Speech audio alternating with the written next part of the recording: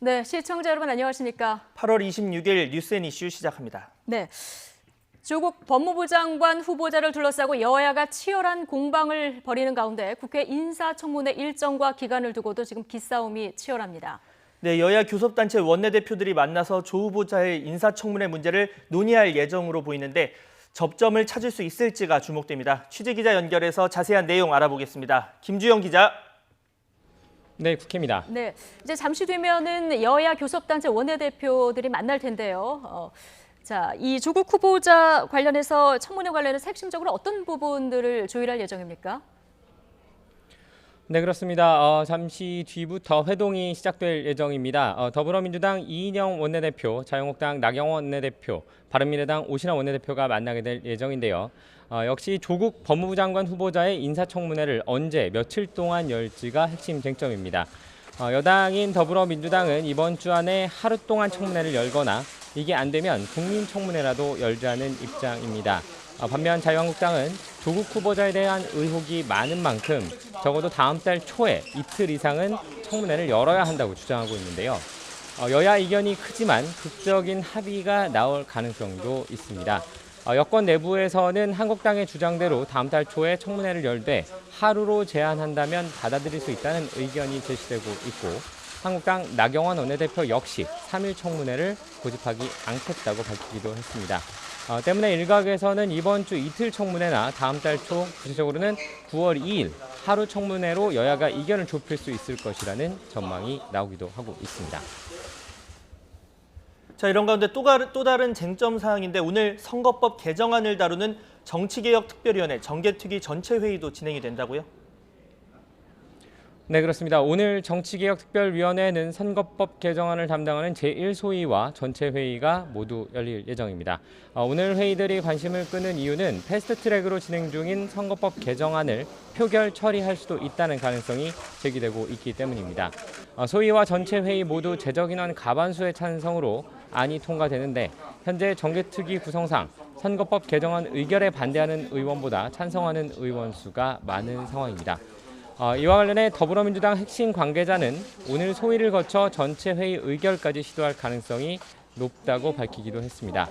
만약 한국당에서 대안이 나온다면 전체 회의 의결을 연기할 수 있지만 그렇지 않다면 계속 같은 이야기가 반복되는 상황인 만큼 시간을 끄는 것이 의미가 없다고 설명했습니다.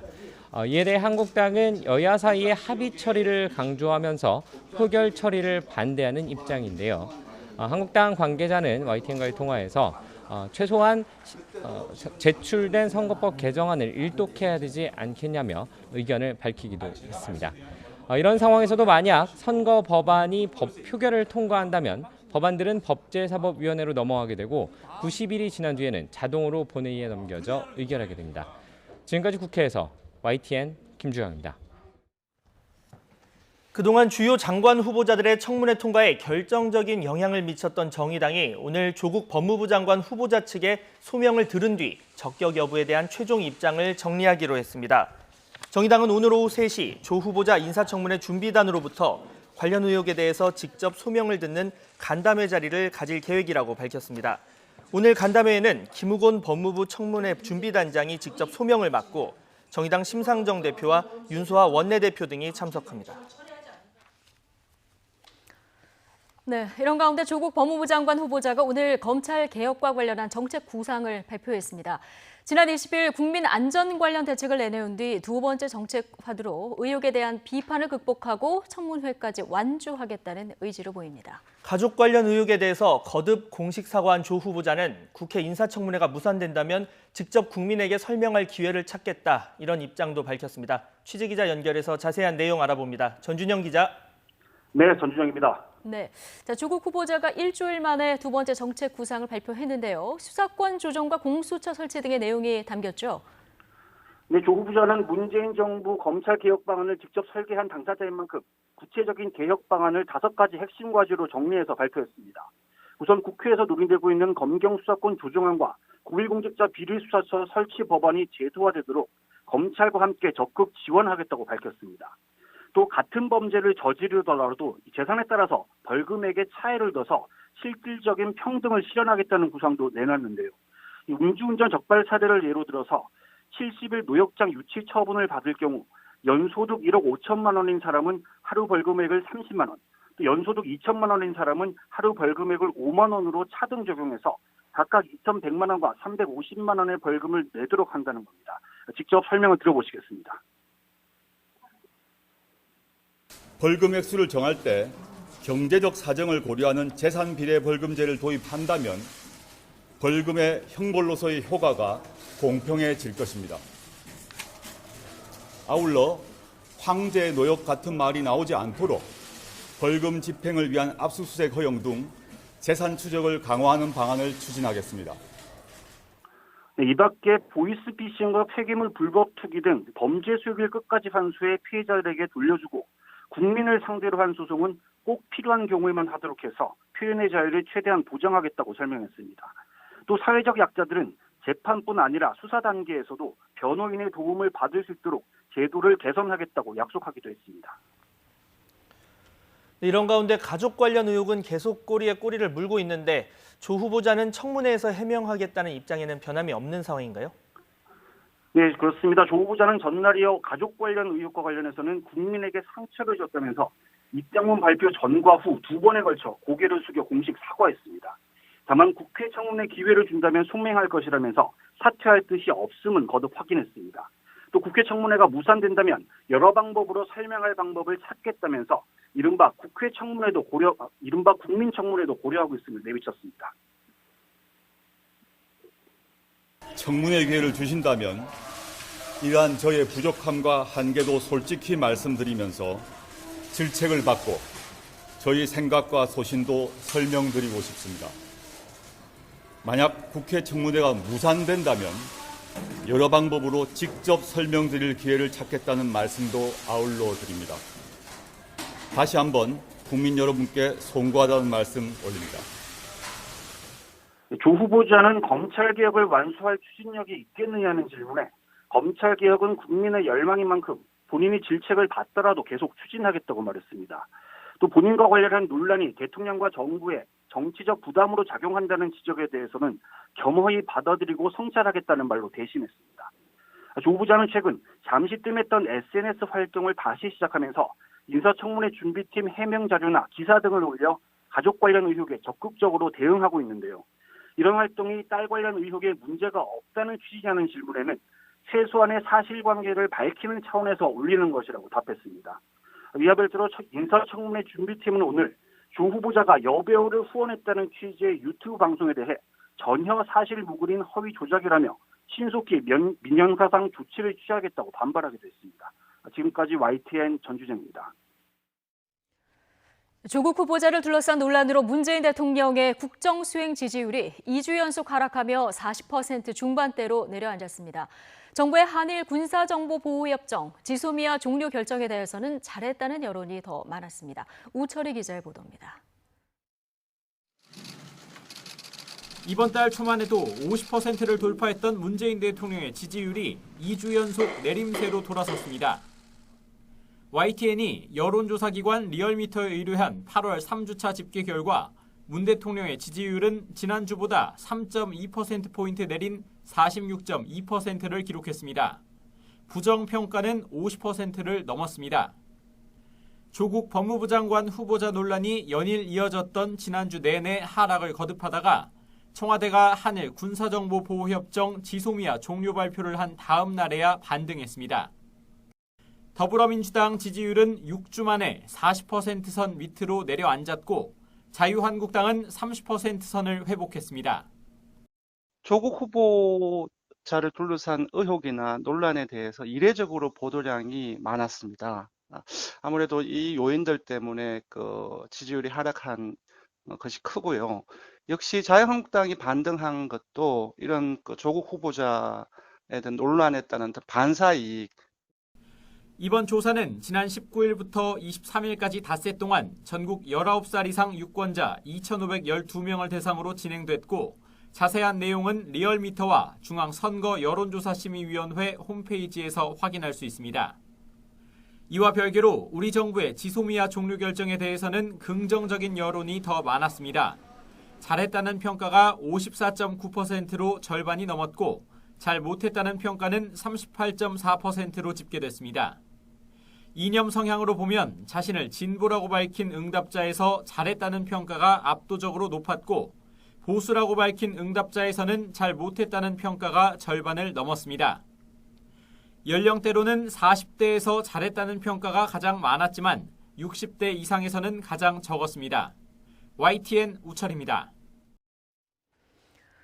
더불어민주당과 정부는 일본 경제 보복에 대응하기 위한 소재, 부품, 장비 산업 지원 예산을 2조 원 이상 반영하기로 했습니다.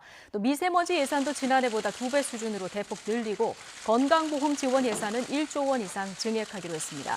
민주당 조정식 정책위 의장은 오늘 국회에서 열린 2020 예산 당정협의회가 끝난 뒤 브리핑을 통해 이같이 밝히고 일본 무역 보복 대응을 위해 예비비도 증액 편성하기로 했다고 설명했습니다. 홍남기 경제부총리는 오늘 당정협의회에서 내년 예산안은 경제 활력 제고에 대한 정부의 강한 의지를 담아 최대한 확장적인 기조로 편성하고자 했다며 일시적 재정 적자 확대를 감내해도 재정에 요구되는 역할을 충실히 실행하겠다고 말했습니다. 한일 관계가 악화일로를 걷고 있는 가운데 일본 아베 내각의 지지율이 한 달 전보다 5%포인트 상승한 것으로 나타났습니다. 요미우리 신문이 지난 주말 유권자 1,060여 명을 대상으로 한 여론조사 결과 아베 내각의 지지율은 58%를 기록했습니다. 이는 한 달 전 조사 때 53%보다 5%포인트 높아진 겁니다. 또 지지하지 않는다는 응답은 30%로 한 달 전보다 6%포인트 낮아졌습니다. 한국을 화이트리스트에서 제외한 것에 대해서는 65%가 지지한다고 답해 지지하지 않는다는 응답 23%를 압도했습니다. 한국이 한일 군사정보보호협정 지소미아 종료를 결정한 것에 대해서는 83%가 이해할 수 없다고 답했습니다. 어제부터 독도 일대에서 펼쳐진 동해 영토 수호 훈련이 오늘 마무리됩니다. 오늘 훈련은 어제와 달리 해경이 주도하고 또 해군이 지원하는 형태로 이루어진다고 하는데요. 국방부 중계차 연결해서 자세히 들어보겠습니다. 강정규 기자. 네, 국방부입니다. 네, 오늘 이틀째 훈련이 진행되고 있는데 구체적으로 어떻게 진행되고 있습니까? 네, 어제는 해군 주도의 군사적 위기 대응 훈련이었다면 오늘은 해경 주도의 비군사적 위기 대응 훈련이라고 할 수 있겠습니다. 쉽게 말해서 어제는 주변 나라의 군대가 위협해오는 상황에 대비한 훈련이었고 오늘은 허가되지 않은 민간 선박, 어선, 단체, 관공성 등이 불법적인 영해 진입을 가정한 훈련이라고 이해하면 되겠습니다. 현재 독도 주변 바다에는 해경의 1,500톤급 대형 경비함정 3척과 500톤급 중형 함정 1척이 훈련 시나리오에 따라 작전을 펴고 있습니다. 해경 초계기 1대와 헬기 2대, 해양경찰 특공대도 투입됐습니다. 해군 전력은 독도 먼바다에서 긴급 상황에 대비하고 있는 것으로 전해졌습니다. 앞서 어제 훈련은 예년보다 2배 규모의 육해공 합동 훈련으로 치러졌습니다. 7,600톤급 이지스 구축함인 세종대왕함을 필두로 해군 최정예 부대 제7기동전단이 위용을 과시했고 공군 주력인 F-15K 전투기와 헬기 등 항공기 10대도 투입됐습니다. 육군 특전사와 해병대 상륙훈련도 펼쳐졌습니다. 한일 군사정보보호협정 지소미아 종료 결정에 이어 지난 6월 미뤄뒀던 훈련을 재개하면서 일본에 경고 신호를 보낸 건데요. 독도 방어훈련이란 명칭 대신 동해 영토 수호 훈련이라고 바꿔 부른 건 독도를 분쟁 지역화하려는 일본의 의도에 말려들지 않고 최근 러시아 군용기의 독도 영공 침범과 같은 다양한 안보 위협에 대비하는 차원입니다. 군 당국은 향후 일본 등 주변국과의 관계를 종합적으로 고려해 하반기 훈련의 실시 시기와 규모 등을 논의할 계획입니다. 지금까지 국방부에서 전해드렸습니다.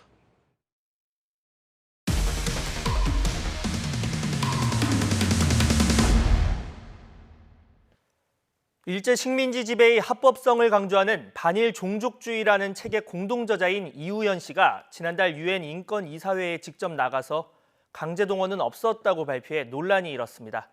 그런데 YTN 취재 결과 이 씨에게 유엔에 가자고 제안하고 또 비용까지 된 건 일본 극우단체인 것으로 확인됐습니다. 고한석 기자의 단독 보도입니다. 일본이 수출 규제 포문을 연 건 지난달 1일. 바로 다음 날 스위스 제네바에서 유엔 인권이사회 정기회의가 열렸습니다. 낙성대 경제연구소 이우연 씨가 누군가와 몸짓을 주고받더니 발언대로 갑니다. 일제강점기 조선인은 자발적으로 노무자가 됐다며 강제 동원을 부정합니다. Their wages were very high, and then wartime Korean laborers lived a free and easy life. 그런데 발언자 명단을 보면 이 씨는 없습니다. 애초 이 씨 순서인 15번째 발언자는 국제경력지원협회 ICSA라는 단체 소속의 한 일본인 슈니치 후지키입니다. 위안부 문제를 통해 아베 정권의 실체를 파헤치는 다큐멘터리 주전장에 등장해 궤변을 쏟아내는 바로 그 인물입니다. 소녀상 얼굴에 종이봉투를 씌우고 조롱하는 미국인 유튜버 토니 마라노의 후원자이기도 합니다. 유엔에서는 일본 극우의 대변인 노릇을 합니다. The group has strong ties with DPRK, and its purpose behind the comfort woman issue is to defame Japan, demand money, and drive a wedge into the Japan-US allocated security partnership. 슈니치 후지키가 속한 ICSA는 유엔이란 국제 무대에서 위안부를 부정하기 위해 만든 비정부 기구로 포장된 극우 단체로 추정됩니다. 유엔에서 이 씨가 대신 발언한 이유를 물었습니다. ね、あれはちょっと手続きの問題だけで、初めからイさんが喋ることになってたんですよ。ね、イオヨン博士が ICSA 会員の資格で発言したわけですよね。そうですね。はい、そう。 그러면서 이 씨에게 유엔에 가자고 제안한 건 자신이라고 말했습니다. 스위스 제네바 왕복 항공료와 5박 6일 체류 비용도 모두 부담한 것으로 확인됐습니다. 일본 극우 단체가 한국 학자의 유엔 발언을 기획하고 비용까지 댄 셈입니다. 私は彼の論文をね、読ませてもらって、彼にその国連で話してくれないかというお願いをしたんです。 이 씨는 이영훈 전 서울대 교수와 함께 일제 식민지 지배의 합법성을 강조하는 반일 종족주의라는 책의 저자. 역사의 진실을 전 세계에 알릴 기회라고 판단해 유엔에 가자는 제안에 응했다며 일본 극우단체의 금전적 지원을 받은 것도 떳떳하다고 밝혔습니다. 저는 극우단체건 극자단체건 역사적인 사실, 제가 알고 있는 역사적인 사실을 공유하고 그것을 알리는 사람이라고 한다면 앞으로도 계속 그와 같은 활동이라도 계속할 것입니다. 그러나 그의 발언은 산케이 신문 등 일본 보수 언론을 통해 확대 재생산됐고 학문의 영역을 넘어 한국을 겨누는 일본 극우 세력의 칼이 되고 있습니다. YTN 권석입니다. 프랑스에서 열린 주요 7개국 G7 정상회담에 참석한 트럼프 미국 대통령과 아베 일본 총리가 최근 북한의 단거리 미사일 발사에 대한 현격한 시각차를 드러냈습니다. 또 트럼프 대통령은 한미 연합군사훈련이 필요하다고 생각하지 않는다는 입장을 거듭 밝혔습니다. 박상남 기자의 보도입니다. 프랑스 비아리츠에서 열린 G7 정상회담에 참석한 트럼프 미국 대통령과 아베 일본 총리. 두 정상은 기자회견에서 최근의 북한 미사일 발사에 대한 입장 차이를 드러냈습니다. 먼저 트럼프 대통령. I'm not happy about it, but again, he's not in violation of an agreement. 북한이 자신과의 약속대로 장거리 미사일을 발사하거나 핵실험을 한 것은 아닌 만큼 단거리 미사일 발사는 대수롭지 않다는 반응입니다. 하지만 아베 총리는 단거리 미사일 발사라도 유엔 결의 위반이라는 점을 분명히 했습니다. 日本はですね、短距離弾道ミサイルも国連の決議違反であろうと思っておりますし、この短距離のミサイルの発射については極めて遺憾ですね。 두 정상은 그러나 이 같은 시각 차이에도 불구하고 북한의 미사일 발사에 대한 공조 체제는 유지하기로 뜻을 모았습니다. 한편 트럼프 대통령은 이 자리에서 한미 연합훈련에 대한 부정적 입장을 거듭 밝혔습니다. But I think it's a total waste of money, and they did a modified version of them. John Bolton, would you say that's correct? It's a very much modified version, but I think it was unnecessary to do. 한미 방위비 분담금 협상을 앞두고 방위비 인상을 압박한 것으로도 읽힙니다.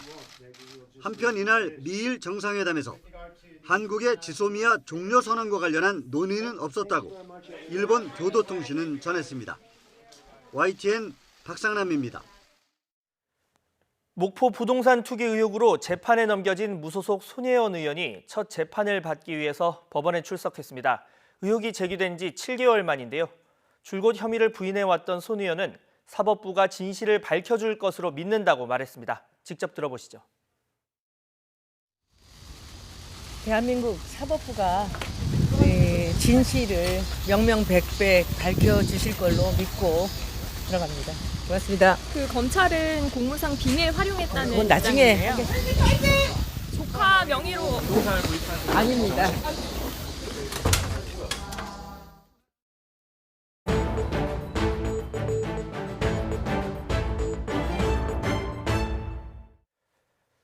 미중 무역 전쟁 긴장이 최고조로 치닫고 있는 가운데 도널드 트럼프 대통령이 이를 재고할 수도 있다 이런 뜻을 밝혔습니다. 무역 전쟁 완화를 시사하는 발언으로 해석이 되자 경제 참모들은 그 정반대 의미라고 해명을 하고 나섰습니다.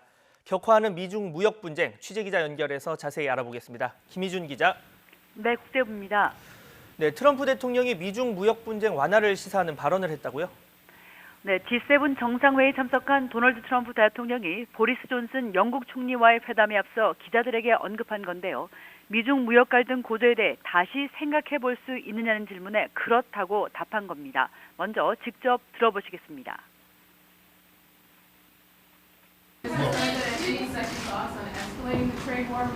Yeah, for sure. Why not? Might as well. Might as well. You have second thoughts about escalating the war with I have China? second thoughts about everything. 미국 언론들은 트럼프 대통령이 중국과의 무역 긴장을 고조시킨 것을 후회하는 질문에 재고 가능성을 언급했다며 대중국 강경 입장을 완화할 수 있음을 시사한 말로 풀이했습니다. 자, 그런데 백악관과 경제참모들이 나서서 그런 의미가 아니었다 이렇게 적극 해명했다. 이건 무슨 의미인가요? 네, 먼저 스테파니 그리시안 백악관 대변인이 진화에 나섰습니다. 트럼프 대통령의 답변이 매우 잘못 해석됐다는 겁니다. 그리시안 대변인은 트럼프 대통령이 대중국 관세를 더욱 높이지 않은 것을 후회한다는 취지로 말한 것이라고 설명했습니다. 스티븐 무누친 재무장관도 한마디 거들었습니다. 폭스뉴스 인터뷰에서 트럼프 대통령은 미중 무역 전쟁에서 변함없이 단호했다고 밝혔습니다.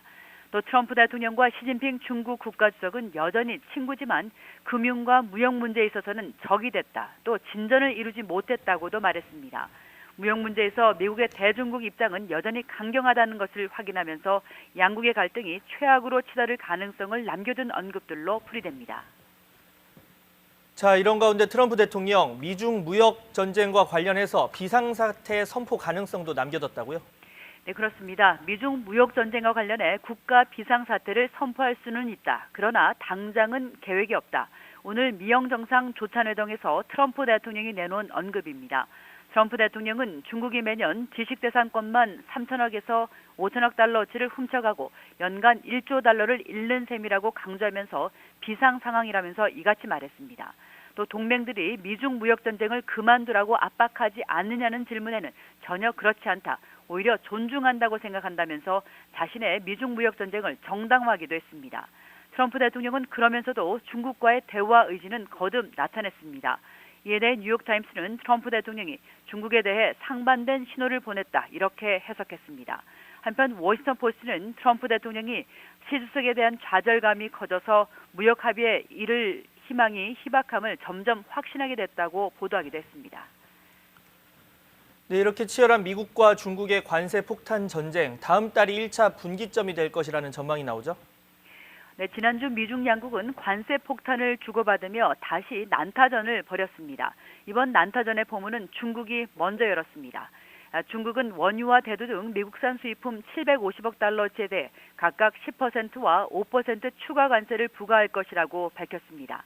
부과 시점은 9월 1일과 12월 15일로 잡았습니다. 트럼프 대통령 또한 곧바로 맞불을 놓았죠. 다음 달부터 부과할 예정인 3천억 달러 중국산 제품에 대해 관세를 5%포인트 인상한 15%로 부과하겠다는 겁니다.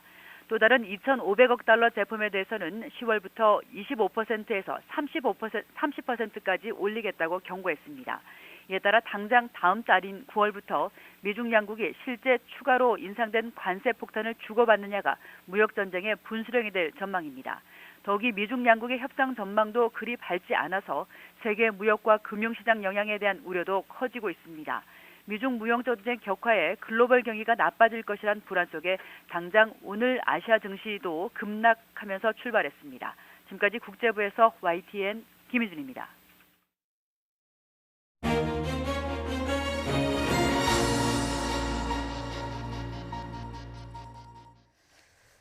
지소미아 파기 발표 이틀 만인 그제 북한이 새로운 초대형 방사포를 발사했습니다. 일본은 지소미아를 파기한 한국의 책임을, 또 미국은 한미 훈련이 탐탁지 않다 이런 입장을 내놨습니다. 자, 이처럼 북한이 한미일 삼각 동맹의 틀을 흔들어 보겠다는 게 아니냐 이런 분석도 나오는데요. 어떻게 봐야 할지 전문가와 함께 짚어보겠습니다. 조한범 통일연구원 선임연구위원 나와 있습니다. 어서 오십시오. 예, 안녕하세요. 예.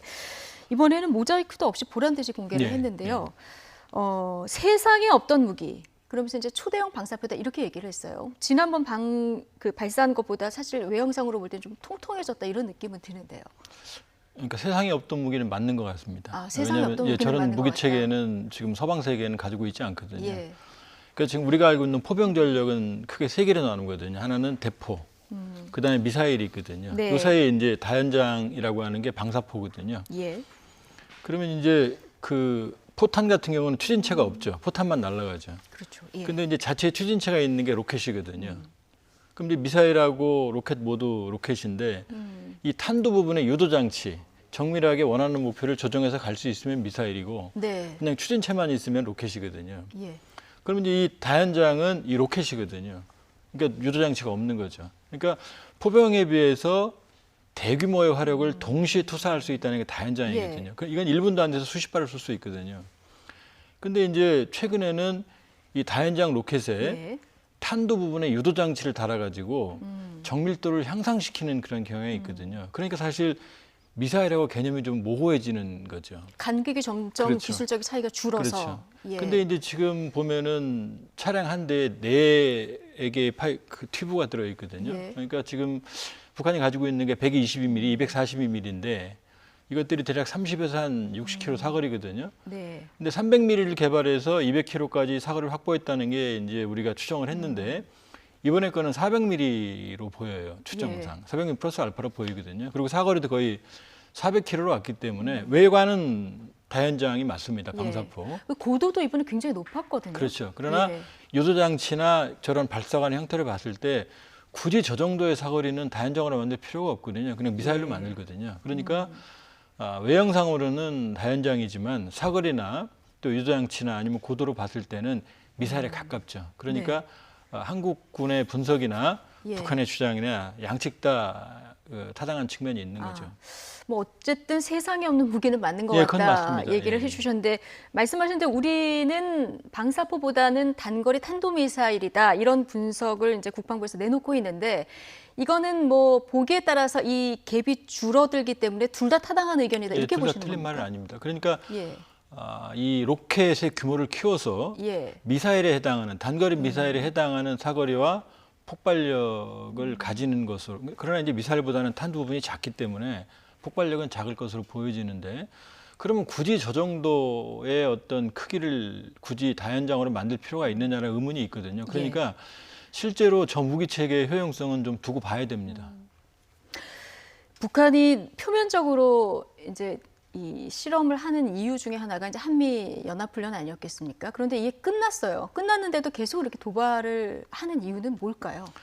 이제 표면적인 이유는 한미 연합훈련, 우리 예. F-35 신무기 도입이고 한국 정부를 비난했거든요. 그런데 지난주부터는 미국을 비난하기 시작하거든요. 예. 주어가 미국입니다. 그건 뭐냐면 지금 한국 당국을 비난하는 것 같지만 사실은 내심 그 이면에는 북미 비핵화 협상에서 미국이 자신들이 요구하고 있는 상황 조치를 내놓지 않고 있기 때문이거든요. 그러니까 약한 고리였던 한국을 건들다가 이제 미국의 반응이 없으니까 직접적으로 미국을 공격하는 모양새고요. 그러니까 향후에도 이런 형태, 왜냐 이미 트럼프 대통령은 면죄부를 줬기 때문에 도발할 가능성이 있고, 그러니까 미국에 대한 대남 대미 압박 동시에 성격이 있는 거고, 특히 이제 미국에 주안점을 두는 어떤 행보가 더 커질 거고요. 두 번째는 지금 저 발사관이 4개짜리 다연장은 방사포는 처음 쏘는 거거든요. 신무기는 개발을 하면은 시험 사격을 해봐야 됩니다. 그러니까 지금 최근에 북한이 발사했던 모든 발사체는 전에 발사한 적이 없어요. 그러니까 지난해부터 올 하노이까지 참았던 거죠. 개발은 해놓고. 네. 그러니까 기술적으로 쏴볼 필요성도 있는 거죠. 네. 그러니까 오늘 최초 쐈기 때문에, 그러니까 어제 최초 쐈기 때문에 더 쏴봐야 되는 거죠. 그러니까 기술적으로 앞으로도 계속 기술적으로 조금 아마 핑계 삼아서 할 가능성이 높다. 가능성이 있죠. 기술적인 실험도 해봐야 되고 지금 미국에 대한 불만을 조금씩 이제 수위를 높여가는 이런 모양새를 보일 수도 있다. 이런 전망을 해주셨는데요. 어제 트럼프 대통령하고 아베 총리가 만났잖아요. 그런데 이 북한의 발사를 두고 좀 온도차가 굉장히 컸습니다. 둘 다 틀린 말 하는 게 아닙니다. 둘 다 틀린 말은 아닌데 트럼프 대통령은 장거리가 아니면 합의 위반이 아니다 이렇게 얘기를 하고 있고, 그러니까 미국만 위협하지 않으면 괜찮다 이런 메시지를 계속 보내고 있고요. 아베 총리 같은 경우는 이게 안보리 결의 위반 사항이기 때문에 극도의 유감을 표한다 이렇게 얘기를 했거든요. 근데 겉으로 볼 때는 차이가 있어 보이는. 차이가 있죠. 그러니까 양측이 이제 말하는 방향이 다른데 일단 사실관계부터 말씀을 드리면 유엔 안보리 결의는 모든 탄도미사일 기술을 적용한 북한의 발사체 발사를 금지하는 거거든요. 그러니까 단거리 탄도미사일, 단거리 방사포라 하더라도 저게 탄도미사일 기술이거든요. 그러니까 사실 유엔 결의에는 위반되는 거죠. 그러나 트럼프 대통령은 합의 위반은 아니다 그랬거든요. 그건 뭐냐면 미국하고 북한 간에는 합의가 된 게 전혀 없거든요. 첫 번째. 두 번째, 합의가 됐다고 하더라도 그건 사실은 북한이 말하는 모라토리엄, ICBM 발사와 핵실험을 안 한다라고는 트럼프 대통령이 약속을 했거든요. 그러니까 단거리 발사체에 대해서는 트럼프 대통령이 약속한 바가 없는 거죠. 그러니까 둘 다 틀린 말을 하는 건 아니고요. 다만 아베 총리는 북한의 도발에 방점을 뒀다고 그러면 트럼프 대통령은 저 정도는 큰 문제가 괜찮다. 없다라고 결은 다르게 말을 한 거죠. 어쨌든 북한이 아직 미국의 레드라인은 넘지 않고 있는 이런 상황인데요. 트럼프 대통령 말도 그렇고요. 북한과 미국 모두 지금 대화는 원하고 있다. 이런 시그널을 서로 보내는 걸까요? 그렇게 봐야 되는 거고요. 일단 이제 트럼프 대통령하고 미국의 외교 안보 라인 의회는 좀 분리해 봐야 될 것 같습니다. 그러니까 트럼프 대통령의 레드라인은 안 넘는 거죠.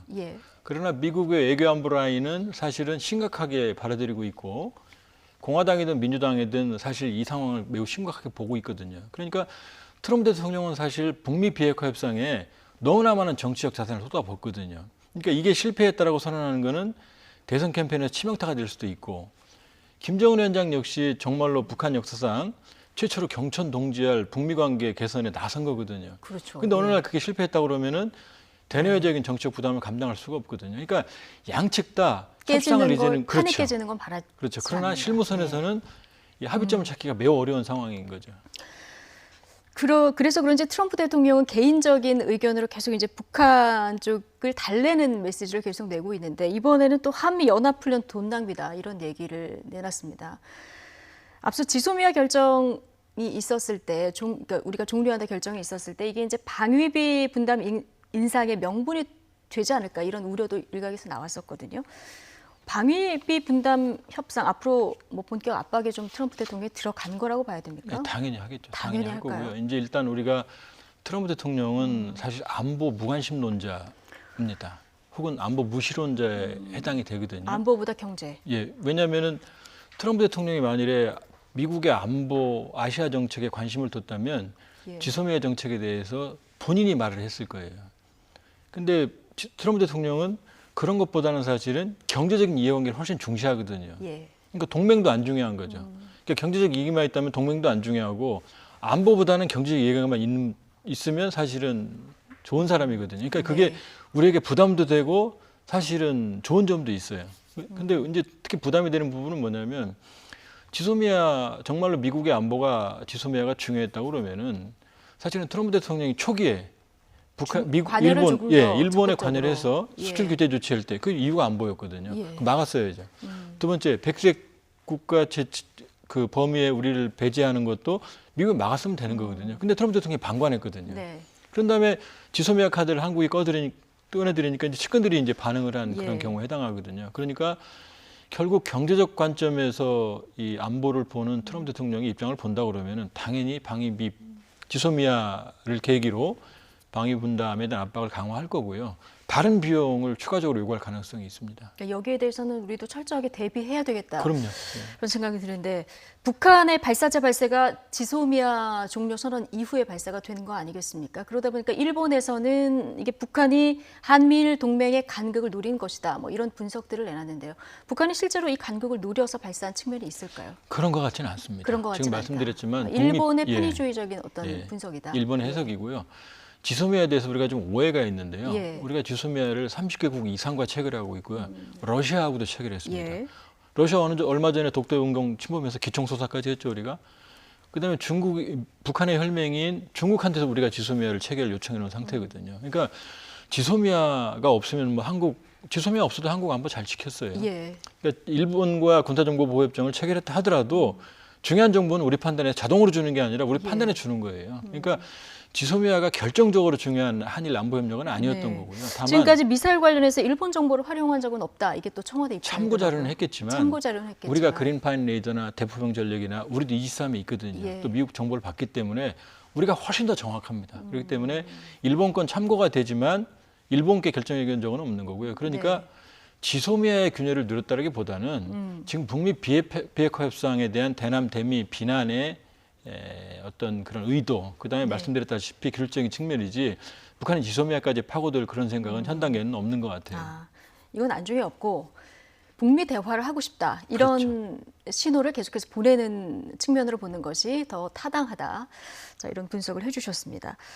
자, 어쨌든 우리는 지소미아 종료를 선언했고요. 그리고 독도 방어 훈련 얘기가 나왔었는데 이게 조금 28일 이제 수요일이 일본이 화이트리스트 배제를 시행하는 날 아니겠습니까? 이걸 보고 이제 하지 않을까 했는데 독도 방어 훈련을 어제 시작했습니다.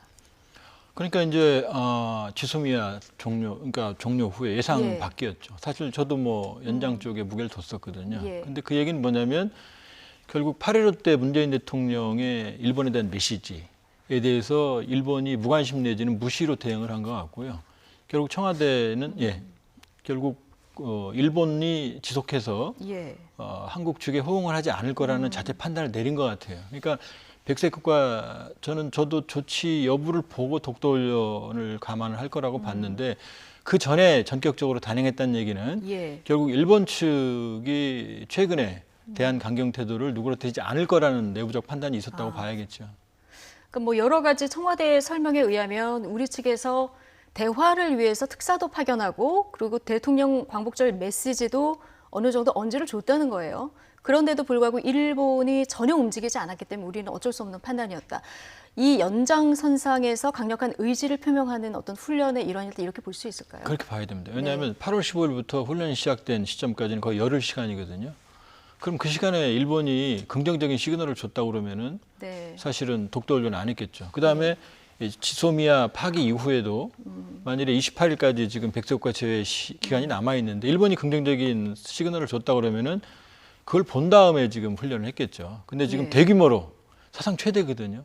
대규모로 사실 일본이 충분히 반발할 만한 뭐 일본 입장에서는요. 독도는 배틀이 우리 영토지만 그걸 공개적으로 했다는 얘기는 결국 일본에게 과시, 시연 효과를 노린 거라고 봐야죠. 결국 일본이 한국 측의 노력에 대해서 호응을 하지 않았다는 어떤 그런 배경이 있다고 봐야겠죠.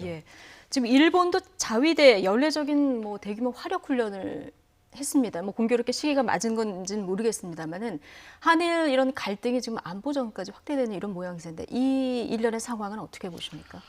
저는 출발점은 결국은 일본이 안보 문제를 꺼냈기 때문이라는 겁니다. 수출 규제도 그냥 단순한 수출 문제가 아니라 한국을 안보적으로 신뢰할 수 없는 국가라는 전제를 달아서 시행을 한 거고 백색 국가도 사실 안보적인 신뢰관계에 있는 국가들에게 향하는 거거든요. 그러니까 일본이 두 번 다 영리를 건드린 거죠. 안보라는 두 가지의 안보를. 그러니까 일본은 징용 경제 카드라고 말했지만 사실은 이 경제 과거사 문제인 징용 문제를 안보 카드로 두 번이나 썼기 때문에 한국 역시 안보 카드를 지금 쓰고 있는 거죠. 그러니까 사실은 양측 다 사실은 고강도의 지금 안보 이슈까지 왔다고 봐야 되는 거죠. 상황으로 보면은. 어쨌든 조금 전에 아까 말씀하시면서 미국이 생각보다 관여를 안 했다 이런 얘기를 하셨잖아요. 앞으로 이제 지소미아가 완전히 종료될 때까지 좀 시간도 있고요. 미국이 조금 더 앞으로 적극적으로 나설까요? 아니면 지금 같은 기조를 그냥 유지할까요? 저는 물밑으로 뭐 개입을 할 거라고 생각해요. 물밑으로 개입을 할 거다. 뭔가 일본의 좀 변화를 이끌어내기 위해서. 왜냐하면 그러니까 지소미아는 엄밀히 보면 한일 간에는 그렇게 큰 중요성이 없습니다. 그러니까 인도 태평양 전략이라고는 아시아의 대전략을 구사하기 위해서 그 출발점이 한미일 삼각동맹 안보 협력 관계거든요. 그렇기 때문에 사실은 우리 정부가 사실 지소미아 원하지 않았어요. 그러니까 박근혜 정부 말기 때 혼란스러운 상황에 사실은 미국의 어떤 드라이브에 의해서 한 거죠. 우리가 원해서 한 건 아니거든요. 네. 근데 이제 그 축이 흔들리기 시작을 하면은 미국의 아시아 전략, 동아시아 전략이 흔들리기 시작하죠. 예. 그러니까 지소미아 상황까지 왔기 때문에 지금과는 다르게 예. 이 문제에 관여를 할 거다 이런 예. 전망이 가능하죠. 알겠습니다. 어쨌든 이 미국의 동아시아 전략과 직결된 문제이기 때문에 미국의 관여가 조금 더 적극적으로 있어야 된다. 자, 이런 지적까지 해주셨습니다. 조한범 통일연구원 선임연구위원과 얘기 나눠봤습니다. 고맙습니다.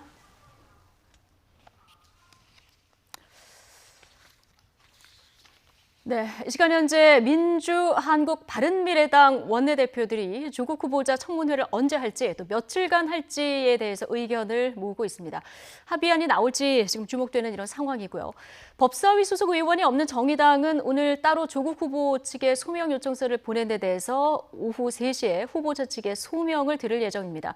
자, 정의당이 데스노트에 올릴지 말지는 이 이후에 결정이 되겠죠. 잠시 뒤에 김영준, 차재원 두 분 교수님과 조국 후보자 관련 전국 이야기해 보겠습니다. 2부에서 뵙겠습니다.